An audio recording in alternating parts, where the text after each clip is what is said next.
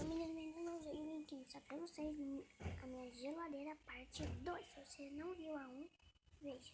Que?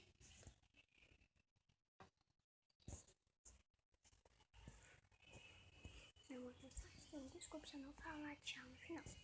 Vamos lá. Tem 2 cookies. Vamos pra baixo. Tem um fermento em pó aqui. Já tá nas prateleiras. Descendo essa prateleira, tem 2 saquinhos de sucrilho. Não vou tirar, que é igual. 2 bolachas, que eu também não vou tirar, porque é igual. Só muda a cor, a outra é vermelha. E 2 leites. 2 achocolatados. Coisinha de macarrão instantâneo. 2 sucos de morango. Isso, gente. Eu sei, é só imaginação minha. Eu pegava uma borracha, ralava e fingia que era ração dos meus cachorrinhos. Tem 2 sucos desses, que são a mesma coisa. Tem ketchup.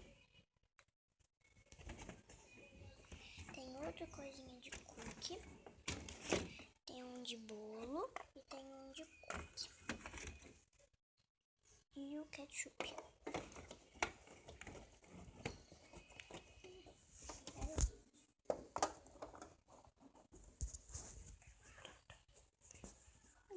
Se vocês gostaram desse vídeo, deixa o gostei, se inscreva no canal e tchau, tchau.